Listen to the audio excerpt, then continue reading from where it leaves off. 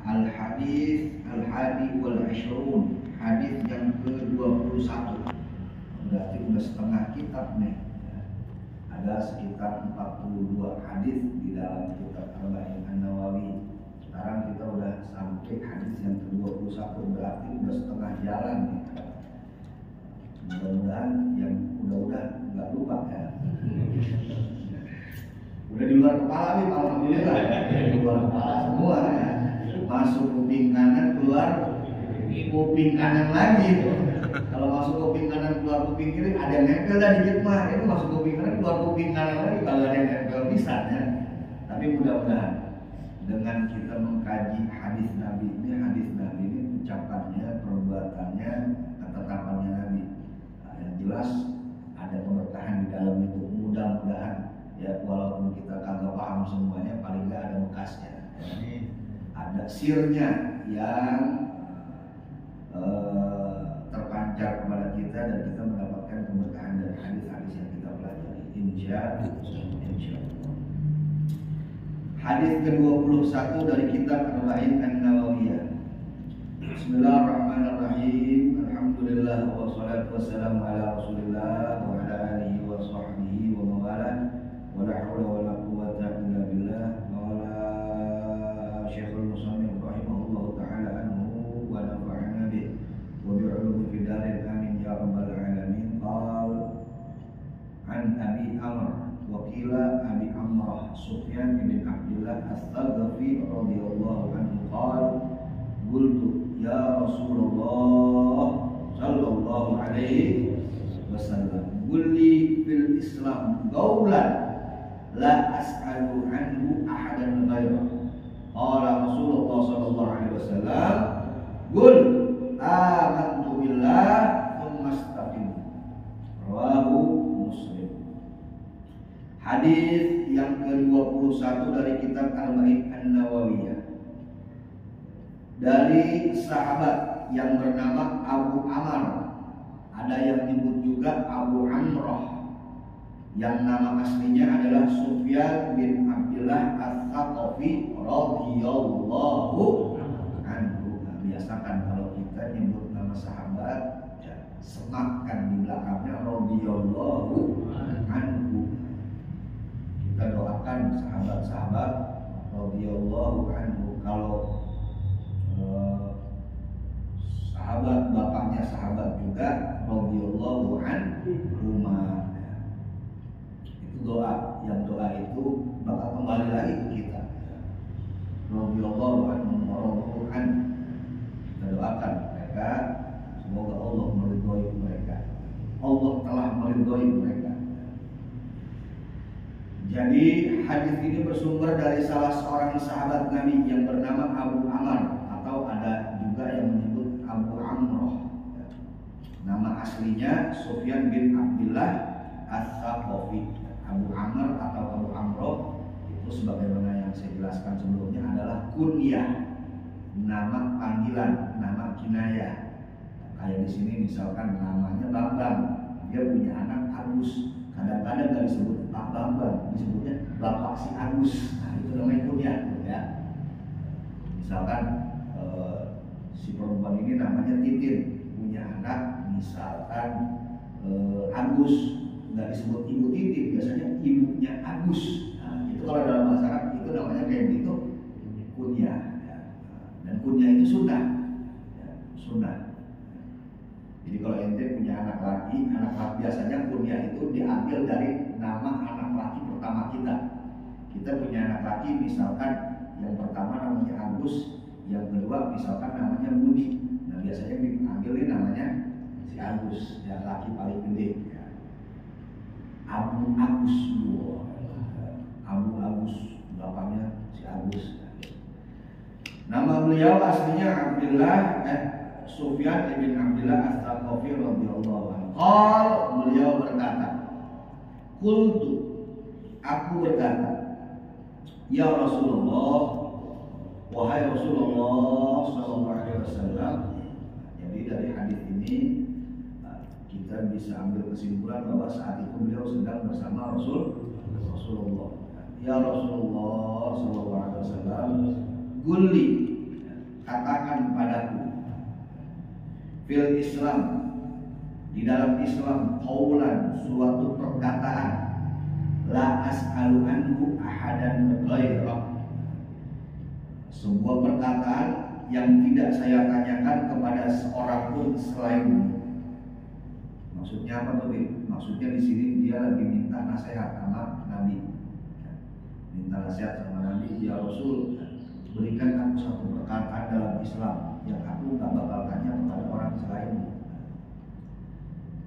Jadi dia lagi minta nasihat sama Rasulullah Sallallahu Alaihi Wasallam, minta saran. Qala, maka Nabi Sallallahu Alaihi Wasallam menjawab, Qul, katakan olehmu, amantu billah, aku beriman kepada Allah, tsumma istaqim, kemudian istiqomah. Nah,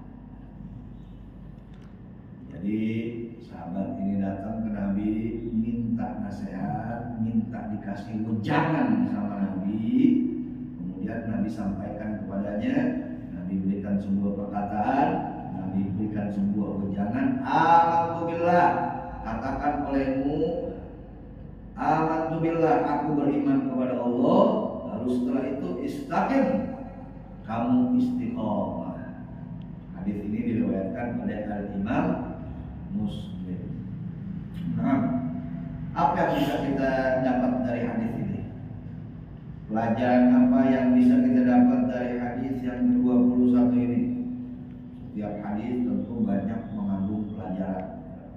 Ya, kalau kita gali akan banyak pelajaran yang bakal kita dapatkan. Tapi kadang-kadang tergantung kapasitas keilmuan kita.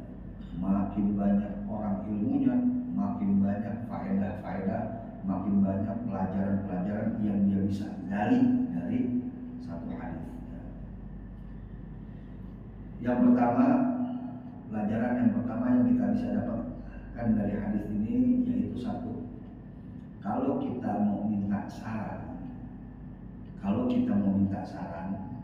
untuk kehidupan kita, lebih khusus kehidupan akhirat, toh begitu juga kehidupan dunia, minta saran kepada orang yang bertakwa.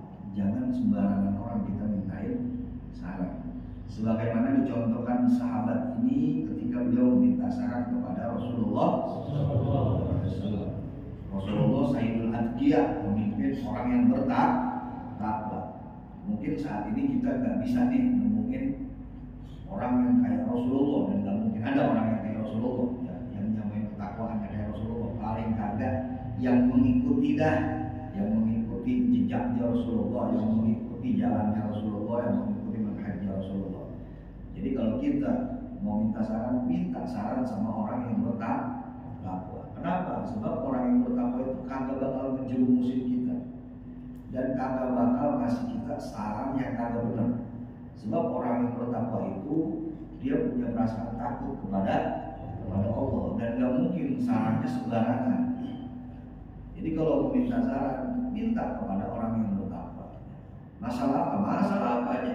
Masalah rumah tangga kan, masalah ekonomi kan, masalah pekerjaan kan, masalah apapun, apalagi masalah-masalah yang menyangkut urusan akhirat.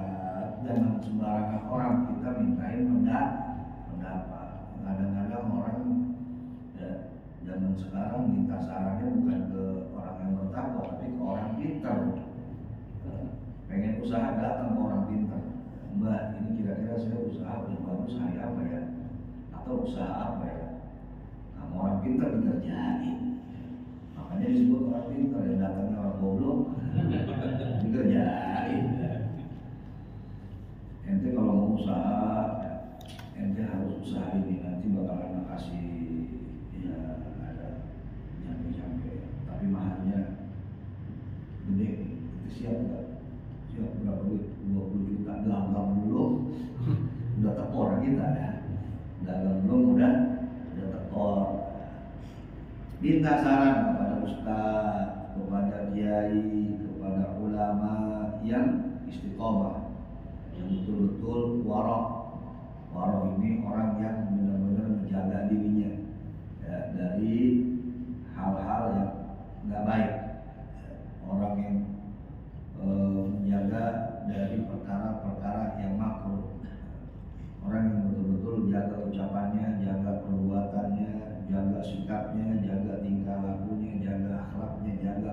kepribadiannya, jaga gaya hidupnya. Minta saran kepada mereka. Jangan melihat mereka tua atau muda. Walaupun muda, kalau misalkan kita lihat ini orang bertakwa, ini orang warok, ini orang zuhud, minta saran kepada mereka. Walaupun dia tua, tapi kagak ada warok-waroknya bisa. Kemana-mana masih pakai celana pendek, kemudian masih suka mengumbar auratnya, masih suka ngomong apa baik diomongin. Kalau dalam bahasa agamanya disebut orang fasik kan, ngelakuin dosa masih nggak malu kalau terang-terangan. Terus kita minta saran sama orang yang begitu, ya selesai udah berantakan hidup kita. Minta solusi rumah tangga, ini bagaimana ini ya? Ini aneh kayaknya ribet banget nih, akhirnya udah cerain aja, tukar sama kulkas 2 pintu. Ngasih sarannya gitu, agak pakai ini lagi. Tapi kalau misalkan orang yang bertakwa, dia nggak sekedar main ngasih saran begitu, timbang-timbang dulu sama dia. Itu yang pertama. Dari hadis ini kita dapat pelajaran penting. Kalau misalkan kita mau minta saran kepada orang-orang yang bertakwa. Seperti siapa? Para ulama, para kiai yang betul-betul lurus. Sekarang kadang-kadang ulama ada juga yang bingkong ya. Nabi ini yang ngomong nih, ya ulama itu ada 2 macam, ada ulama dunia, ada ulama akhirat. Ulama akhirat ngajaknya ke surga beneran. Kalau ulama dunia, ulama-ulamaan ngajaknya ke surga-surgaan. Bagaimana kita bisa tahu? Yang kita gampang aja kita timbang dengan syariat. Kalau misalkan dia menyalahi syariat, berarti ini ulama-ulamaan. Ngaku ulama, tapi kita lihat sholat kagak. Ngaku ulama, tapi kita lihat puasa kagak. Ngaku ulama, tapi masih suka ngumpul sama cewek. Nah, berarti ini ulama-ulamaan nih. Mungkin ini ngajaknya ke surga-surgaan, bukan ke surga beneran. Yang gitu jangan didengarin, jangan diikuti. Sebab Nabi udah kasih tahu ulama itu ada 2, ada ulama dunia, ada ulama akhirat. Ulama dunia nih ini cuma manfaatin kita doang supaya bisa ngambil keuntungan duniawiyah dari kita. Hati-hati. Makanya cari ulama yang lurus, yang istiqomah. Nah ini pentingnya kita ngaji. Ya. Itu yang pertama yang bisa kita dapatkan dari hadis ini. Jadi kalau kita mau minta saran berkaitan dengan apapun, minta saran orang yang bertakwa. Kita mau jualan, nah, kata Al-Quran, fas'alu ahla dzikri in kuntum la ta'lamun. Tanya sama ahlinya kalau kita kagak tahu. Kita pengen melakukan sesuatu, kita nggak tahu, tanya sama ahlinya. Kita punya teman, kita misalkan pengen buka, pengen jualan, ada teman kita. Ini pedagang nih, yang satu orangnya nggak rada bersih, rada soleh. Yang satu kita tahu nih modelnya nih, ya, buru-buru soleh, soleh kagak ya. Kita minta saran yang mana? Yang teman kita yang lebih soleh, karena sarannya bakal lebih baik. Kita misalkan pengen buka bengkel, nah, teman kita, kebetulan kita punya teman beberapa yang paham tuh otomotif, paham urusan bengkel. Ada beberapa teman kita, cari yang paling bertakwa, ya, supaya kita dapat saran yang lebih baik, yang gak bakal merugiin kita. Karena kan kita hidup ini bukan cuma pengen senang di dunia, tapi juga di akhirat, ya kan? Kalau orang yang cerdas, pikirannya bukan cuma di dunia aja, bukan cuma mikirin urusan dunia aja, tapi dia bakal mikirin juga urusan akhirat. Itu orang cerdas. Kenapa cerdas? Karena pikirannya panjang, bukan cuma di dunia doang, tapi dia mikir, dia sadar, ini hidup kita gak bakal di dunia doang. Nanti setelah mati bakal ada lagi kehidupan yang lebih panjang, yaitu kehidupan akhirat. Kita harus pikirin juga, nah itu pikirannya panjang, cerdas. Nah, kalau orang yang cuma mikirin dunia, nah itu pikirannya pendek. Orang yang gak cerdas, dia mikirnya cuma buat di dunia aja. Nah, pokoknya kita cari sebanyak duit, mau halal, mau banyakin duit. Kalau udah duit banyak ya orang pada hormat. Ya. Jangan orang biasa Ustaz yang berjentang sama gua kalau duit banyak mah. Ya. Urusan nanti itu belakangan dah. Ya. Pikirannya pendek tuh. Jangan dipikir cerdas, pikirannya pendek doang. Sampai situ doang, sampai dunia doang, enggak panjang sampai akhirat. Padahal kehidupan akhirat bakal lebih panjang ketimbang kehidupan dunia. Nah, itu yang pertama. Pelajaran yang penting yang bisa kita dapatkan yaitu kalau kita mau minta saran kepada orang yang bertakwa dalam hal apapun. Kemudian yang kedua, pelajaran yang bisa kita ambil dari hadis ini yaitu hendaknya kita jaga iman kita. Nabi SAW memberikan wejangan kepada sahabat ini, alhamdulillah, katakan aku beriman kepada Allah. Nah, ini juga menjadi pelajaran penting buat kita bahwa hendaknya kita jaga iman kita. Jangan sampai iman kita hilang. Kalau iman kita hilang, harta kita, jabatan kita, tuh angkat kita nggak bakal ada artinya. Ada orang yang dianugerahi harta sampai hartanya nutupin dunia kan, tapi nggak dikaruniai iman, dia bakal sengsara nantinya. Ada orang yang nggak dikaruniai harta, hidupnya susah, tapi dikaruniai iman, dia bakal bahagia hidupnya. Jadi iman ini menjadi penentu kita. Kita jadi orang yang bahagia apa jadi orang yang celaka. Karena itu pandai-pandai jaga iman kita. Apalagi zaman sekarang, Masya Allah, tantangan keimanan ini luar biasa. Ya. Tantangannya luar biasa, cobaannya luar biasa, godaannya luar biasa.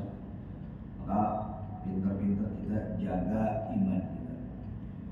Bahkan kata Nabi SAW, makin kesana nanti di akhir zaman itu orang ada yang pagi masih beriman, sore udah kafir.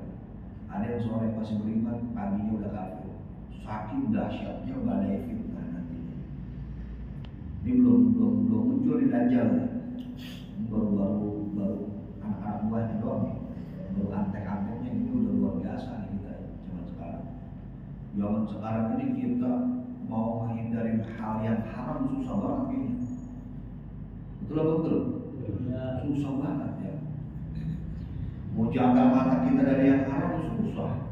Kita keluar rumah ya, kita melihat perempuan udah segala macam pakaiannya.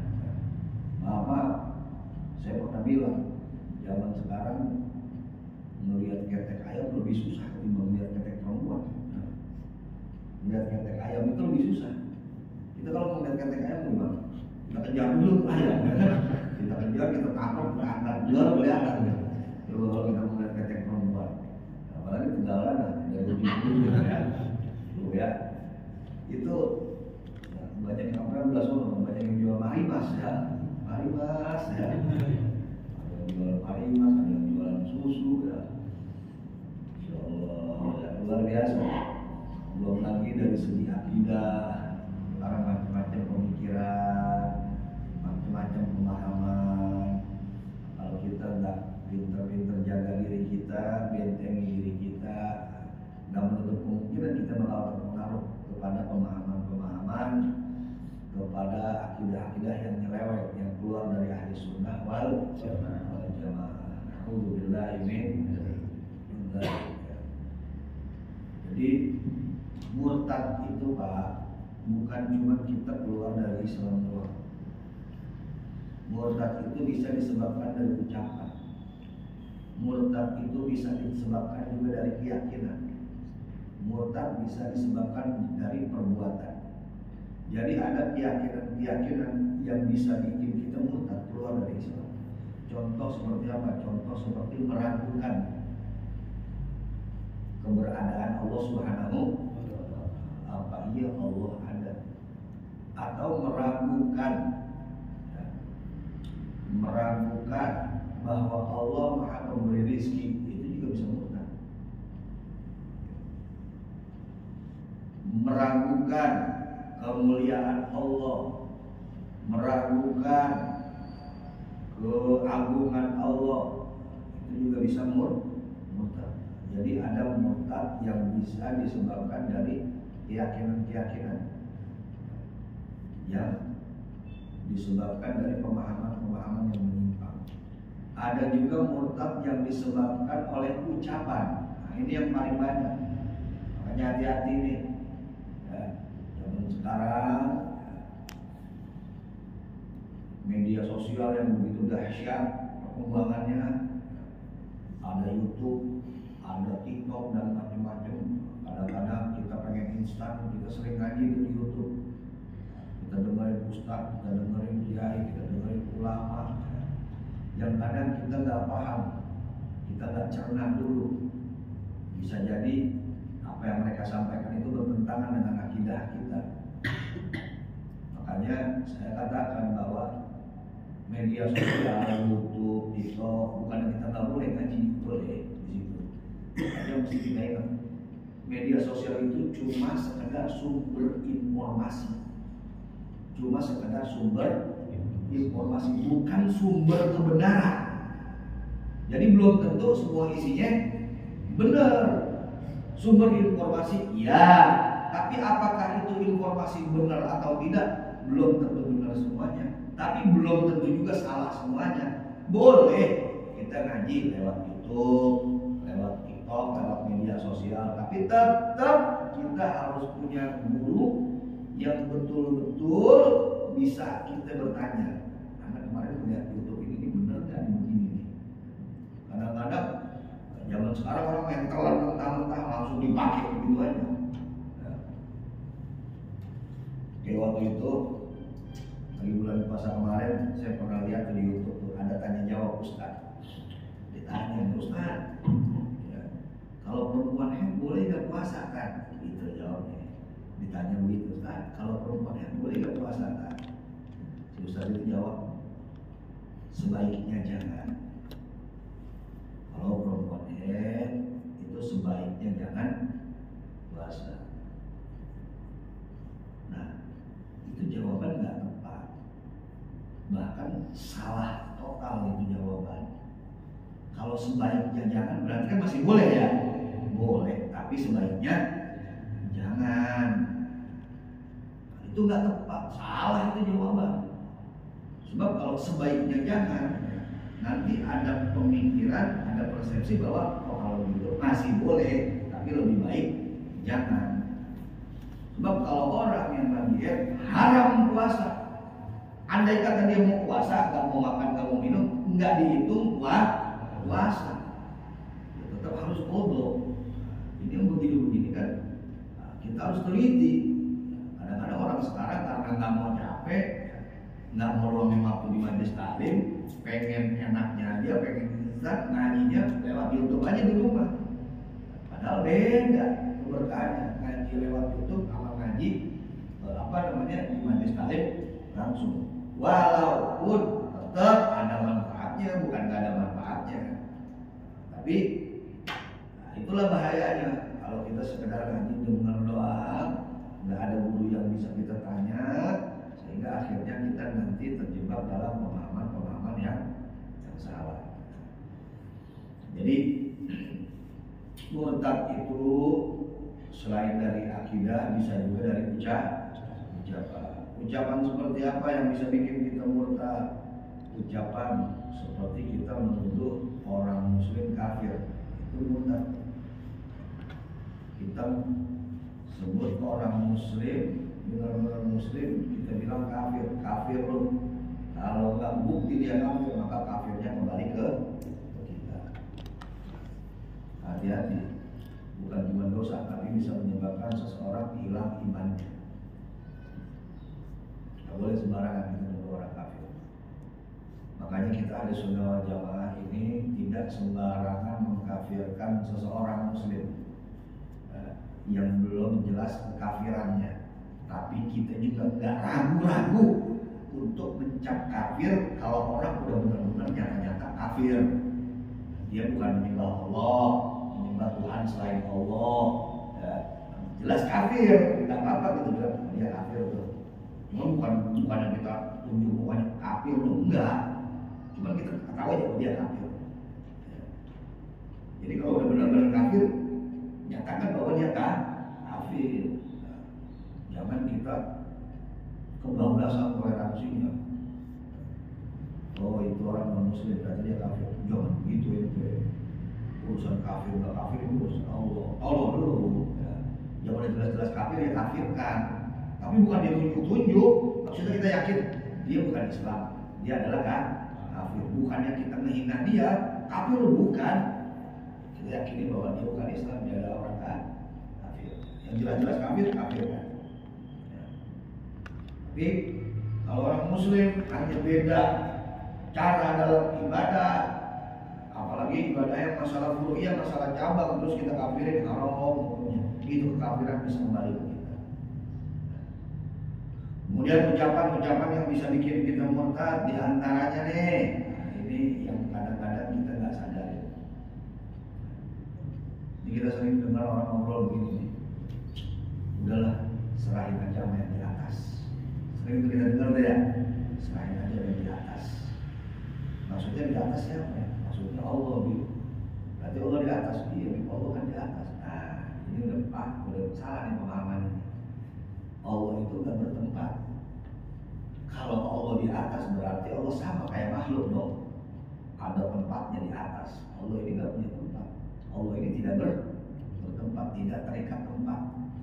Tapi kita kalau misalkan doa kita ke atas waktu doa, karena langit itu adalah kiblatnya doa. Bukan berarti Allah ada di atas. Langit itu kiblatnya doa. Jadi kalau kita doa pasti ngadep ke kiblatnya doa. Apa kiblatnya doa? Langit. Sebagaimana kita sholat, kita ngadep kiblat untuk sholat. Kiblat sholat apa? Ka'bah. Bukan berarti Allah ada di Ka'bah. Hati-hati tuh. Ya. Kalau misalkan kita bilang serahin aja yang di atas, berarti kita sedang memposisikan Allah ada di atas. Berarti Allah bertempat. Yang bertempat itu makhluk. Padahal salah satu sifat Allah laisa kamitslihi syai'un. Mukhalafatul hawadits, berbeda dengan makhluknya. Kalau makhluknya bisa di atas, bisa di bawah, bisa di kanan, bisa di kiri. Tapi kalau kita sekedar serahin aja yang di atas, maksudnya atas adalah Allah ini punya kedudukan yang mulia, bukannya di atas secara harfiah, itu masih nggak apa-apa. Tapi kalau kita bilang serahin Allah di atas, itu Allah di langit. Nah, itu kita bisa masuk paham mujasimah, yang menjisimkan Allah, yang menjadikan Allah seperti makhluknya, bertempat duduk di atas hingga sana. Ini bisa menyebabkan kita keluar dari ahli sunnah wal jamaah. Banyak lagi ucapan-ucapan yang bisa bikin kita murtad, dan itu ditulis di dalam kitab Sulamat Taufik. Kitab Sulamat Taufik ini jadi salah satu kitab yang wajib dipelajari oleh santri di pondok-pondok pesantren, karena di situ dipaparkan nih, apa sih akidah-akidah yang bisa bikin kita murtad, apa sih ucapan-ucapan yang bisa bikin kita murtad, apa sih perbuatan-perbuatan yang bisa bikin kita murtad, supaya kita terhindar dari itu semua, agar kita tetap terjaga keimanannya. Insya Allah. Intinya jaga keimanan kita. Al-iman yazid wa yanqus. Iman itu kadang bertambah, kadang berkurang. Yazidu bil ta'ah, bertambahnya dengan ketaatan. Wa yanqusu bil maksiyah, dan kadar iman bisa berkurang dengan maksiat. Maka perbanyak taat, jauhi maksiat, supaya iman kita tetap kokoh, insya Allah. Kemudian pelajaran yang penting yang kita bisa ambil dari hadis ini yaitu istiqomah. Istiqomah. Amalan yang paling Allah suka adalah adwamuha wa inqal. Amalan yang paling Allah suka adalah amalan yang konsisten, yang istiqomah, yang kontinu, wa inqal, walaupun sedikit. Ente sehari sholat duha 2 rakaat, tapi tiap hari Allah suka ketimbang ente sholat rakaat langsung 12, sholat 2 langsung 8 rakaat, 12 rakaat. Nanti tahun depan baru sholat lagi. Ente baca Quran 3 hari langsung hatam. Tapi baca Quran lagi nanti 10 tahun lagi atau tahun depan. Mendingan ente baca walau 1 ayat, walau 1 lembar, tapi tiap hari itu lebih baik. Makanya kata Habib Abdullah bin Al-Haddad yang menyusun Khatib Haddad, beliau mengatakan begini, "I'mal fi hadzal zaman", beramal di zaman ini, minal khair, dari suatu kebaikan, ma la yasyukku alaih, yang kagak memberatin kamu, wa yumkinuka al-mudawamah alaih, dan yang memungkinkan ente bisa mudawamah, bisa konsisten, bisa kontinu, bisa istiqomah. Wa qalilun daim khairun min katsirin mudawwam, karena kebaikan yang sedikit tapi istiqomah itu lebih baik ketimbang kebaikan yang banyak tapi kagak istiqomah. Sehari sholawat cuma 10 kali, tapi tiap hari itu lebih baik ketimbang yang sehari sekaligus sholawat 1000 kali, atau sholawat lagi tahun depan, atau kalau lagi ingetan. Sholat sunnah sehari 2 rakaat, tapi tiap hari itu lebih baik ketimbang yang sholat sunnah sampai 20 rakaat, tapi sebulan sekali. Makanya amalan yang paling baik adalah amalan yang paling Allah suka adalah dua mu'awahid, sedikit tapi istiqomah. Ngaji walaupun mungkin gak tiap hari yang datang majelis taklim, seminggu sekali, tapi istiqomah tuh seminggu sekali. Istiqomah itu lebih baik ketimbang sehari 2 kali beberapa majelis taklim habis itu kalau maju lagi. Ini kan yang istiqomah. Jadi kita cari istiqomahnya. Al-istiqomah khairu min alfi karomah. Istiqomah itu lebih baik daripada 1000 karomah. Kita dapetin karomah 1 aja susahnya setengah mati. Ada wali yang Allah anugerahi karomah bisa terbang. Kita mau dapetin itu susahnya setengah mati. Tapi ada yang lebih baik dari karomah, bahkan lebih baik daripada 1000 karomah, yaitu istiqomah. Istiqomah melakukan hal kebaikan. Sekarang kita istiqomahin. Dari sekarang nih, mumpung kita masih dikasih kesempatan mau hidup nih, kita istiqomahin amalan apa kira? Kita perlu punya amalan nih, satu nih, tiap hari apa kita? Ya. Misalkan apa sholawat, saya pengen baca sholawat sehari 10 kali lah. Istiqomah tiap hari itu. Cari amalan-amalan yang kira-kira nggak ngeberatin kita dan memungkinkan kita buat istiqomah. Apakah saya mau setiap hari istiqomah sedekah walaupun 1000 rupiah, walaupun 1000, tapi istiqomah tiap hari itu lebih baik daripada 1000 kecil lah, 1000 udah. Akhirnya besoknya lagi cekap hati-hati kan. Mendingan yang ini aja dah, yang ini dulu dah, yang memungkinkan kita bisa istiqomah. Ini kita kudu punya nih, masing-masing kita kudu punya nih.